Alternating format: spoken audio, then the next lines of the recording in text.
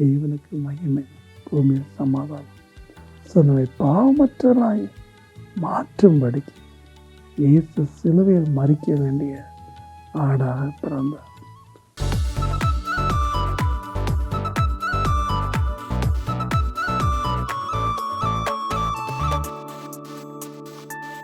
தேவனுக்கே மகிமை. We wish you a very happy, joyous, peaceful Christmas. Christmas is the happiest day. நீங்கள் ஃபாரின்லாம் போனீங்கன்னா மேலை நாடுகளில் கிறிஸ்மஸ் அப்படின்னா நவம்பரே ஆரம்பிச்சிருவாங்க கொண்டாட. அவ்வளவு சந்தோஷம், அவ்வளோ மகிழ்ச்சி. ஆனால் இந்த கிறிஸ்மஸை பற்றி நம்ம ஆராயும் போது இயேசு கிறிஸ்மஸ் அந்த டிசம்பர் 25 பிறக்கலை. அவர் அதுக்கு முன்னாடி அக்டோபர் அது செப்டம்பர் கடையில் பிறந்து சரித்திராக குறிப்பிடுறாங்க. ஏன்னா இந்த டிசம்பர் 25 ரோமருடைய அஸ்தரோத் டயனானுடைய ஃபெஸ்டிவல். அன்னைக்கு கிறிஸ்தவ கொடுமையாக துன்பப்படுத்தின ரோம அதிகாரிகள் பௌரியெல்லாம் தங்கள் நாட்டுக்கு போயிடுவாங்க, குறைவாக தான் இருப்பாங்க. அப்போது கிறிஸ்தவங்க குகையில் ஒளிஞ்சவங்க, மலையில் ஒளிஞ்சவங்க வந்து இயேசுவின் பிறப்பை கொண்டாடுவாங்க. அதனால தான் தேவன் சொன்னால், தேவனுக்கு மகிமை, மனுஷர் மேல் பிரியம், பூமியிலே சமாதானம். ஒருபோதும் எக்காலத்திலும் ஒரு கன்னிகைக்கு குழந்தை பிறந்தே கிடையாது. ஆனால் வேதம் சொல்றது லூக்கா 1:35, பரிசுத்த ஆவியானவர் உன்மேல் வருவார், பிதாவினுடைய பலன், உன்னதமான பலன் உன்னில் இறங்கும். ஒரு சாதாரண ஏழை, கடவுளுக்கு பயந்த தாழ்மை உள்ள மரியா இடத்துல கேப்ரியல் தூதன் சொல்றார், உன்னதமான பலன் உன்னில் வரும், அப்பொழுது உன்னிடத்தில் பிறப்பது பரிசுத்தம் என்று அழைக்கப்படும், தேவகுமாரன் என்று அழைக்கப்படுவார், கிறிஸ்து என்று அழைக்கப்படுவார் அப்படின்னு சொல்றார். அது மாத்திரமல்ல, மத்தேயு 1:21 அவருக்கு இயேசு என்று பெயரிடுவார்னு சொன்னார். இதில் அநேகருக்கு சந்தேகம் வரும், புருஷனை அறியாத ஒரு பெண்ணுக்கு எப்படி குழந்தை பிறகும்? தேவாதி தேவன் ஒரு கன்னி பெண்ணை தேர்ந்தெடுக்கிறார். ஏன் தேர்ந்தெடுக்கிறார்? உலகத்தின் சாபமே ஒரு பெண்ணால் தான் வந்தது. ஏவாள் கீழ்ப்படியாமற்கு போய் தான் பெண்களுக்குரிய அத்தான கஷ்டங்கள் வந்தது. பிரசவத்தின் வேதனை கூட்டுவேன்னு ஆண்டவர் சொன்னார். ஸோ அந்த வேதனை எடுத்து போட, அந்த வேதனை குறைக்க, அந்த சாபத்தை நீக்க, பெண்ணின் உபத்திரவத்தை அறிய தேவன் மாம்சத்தில் வெளிப்பட்டார். 1 தீமோத்தேயு 3:16. He is God. உன்னதத்திலிருந்து வருகிறார். உன்னதமான பரலோகத்திலிருந்து அவர் தன்னை மனுஷனாக உருவாக்குறத பிறக்கிறார். அப்படி பிறக்கும்போது நமக்கு ஆச்சரியமாக இருக்கு. பல சமயம் இந்த வசனம் எனக்கு ரொம்ப ஆறுதலாக இருக்கும். பரிசுத்த ஆவியில் வரும்போது, உன்னதமானுடைய பலன் வரும்போது, இயற்கைக்கு அப்பாற்பட்ட காரியம் நடக்கிறது. இல்லாதவளை இருப்பது போல அழைக்கும் நாம் தெய்வம். ஒரு சமயத்தில் டிசம்பர் மாதத்தில் ஒரு ஐடியில் வேலை செய்கிற தம்பதிகளை பார்க்க வந்தாங்க. அந்த தம்பதிகளுக்கு ஒரு குழந்தை உருவாயிற்று. அது கிட்டத்தட்ட 8 மாதம் 9 மாதம் வந்துச்சு. ஆனால் ஸ்கேன் ரிப்போர்ட்டில் அதுக்கு ஒரு கையும் காலும் இல்லை. இதை பார்த்து அவங்க ரொம்ப வேதனைப்பட்டாங்க. எத்தனையோ ஸ்கேன் எடுத்து இல்லை. அப்போது அந்த பிள்ளைகிட்ட வந்து அழுதாங்க. அப்போ நான் இந்த வசனம் தான் ஞாபகம் வச்சேன். பரிசுத்த ஆவின் வல்லமையும் உன்னத்தின் பலனும் வரும்போது ஒரு புதிய ஒரு உறுப்பு உருவாகும், புதிய ஒரு ஜீவன் உண்டாகும். அதை நம்பி அந்த தாயினுடைய இளம் பெண்ணுடைய வயிற்றில் நானும் என் மகளோ கை வச்சு ஜெபித்தோம். ஆனால் பாருங்கள், அடுத்த ஸ்கேனில் அந்த கையும் காலம் உருவாயிட்டு குழந்தை நார்மலாக பிறந்துச்சு. இப்படி எத்தனையோ நான் சொல்லலாம். So that word can be believed. ஒன்றுமில்லாத ஒரு கர்ப்பப்பையில் ஒரு பரிசுத்தமான ஒரு குழந்தை பிறக்குது.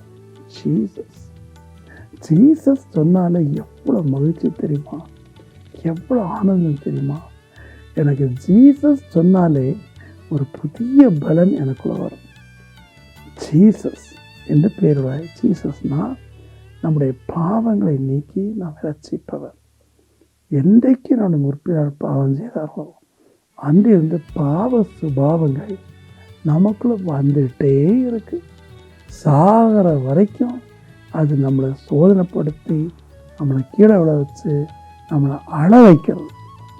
திரும்பி திரும்பி மன்னிப்பு கேட்டு கடந்தப்போ நான் இந்த பாவத்திலே செத்து போயிடுற நிலைமைக்கு வழி நடக்கும்.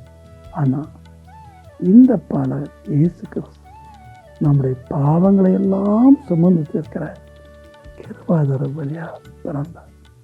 யோவான் 1:21-36 பலியாக பிறந்தார்.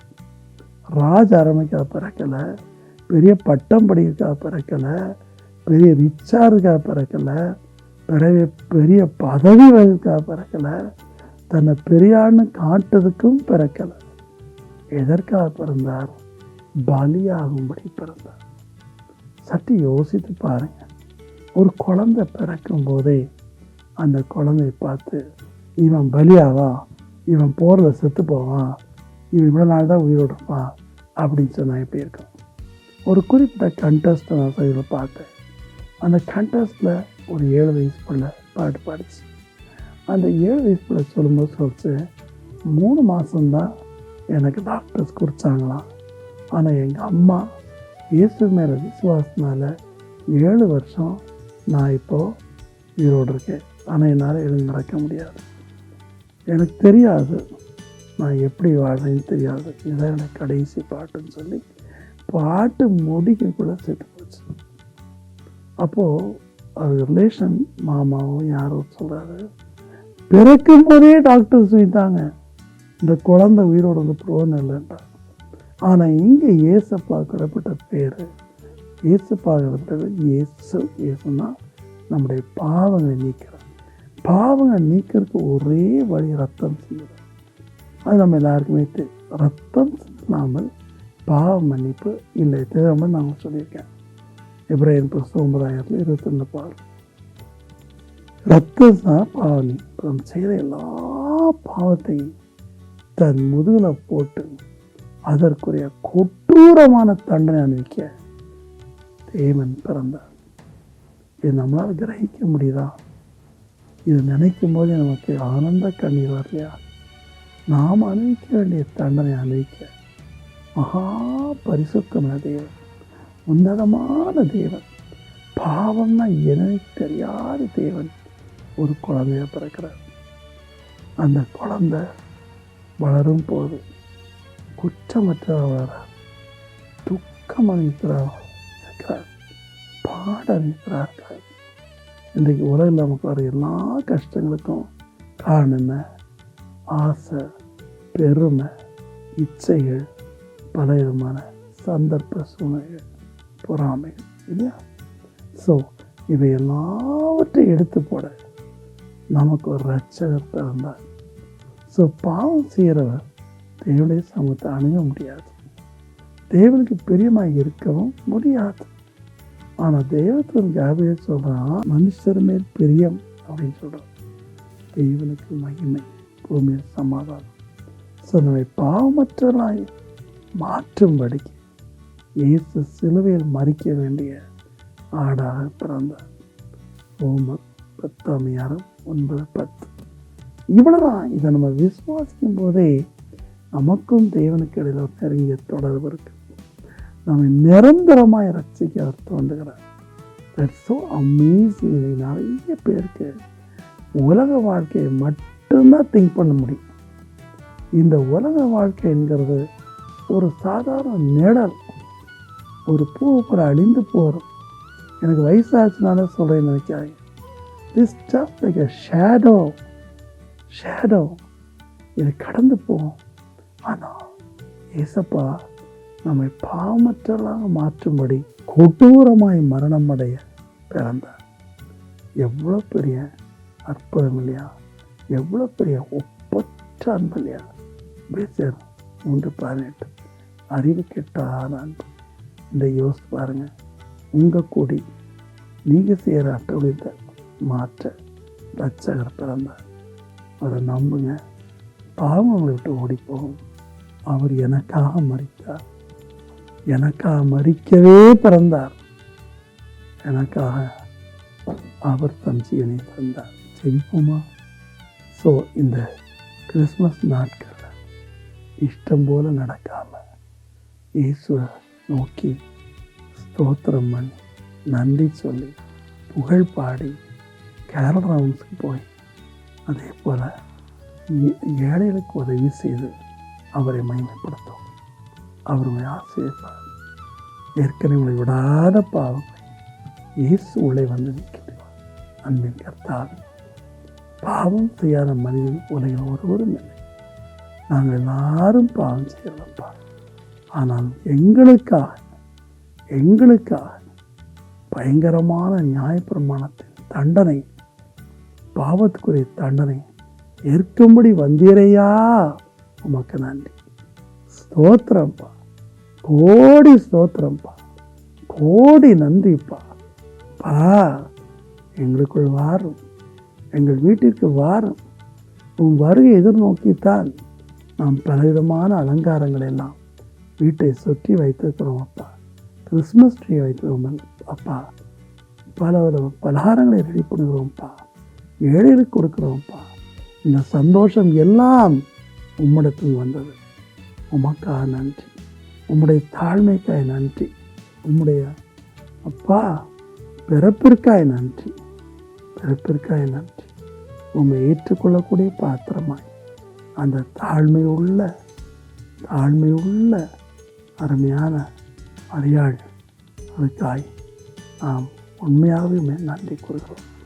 தொடர்ந்து நடத்தும் ஆசீர்வதி இயேசுவின் நாமத்தில் வேண்டிக் கொள்கிறோம் பிதாவே. ஆமென்.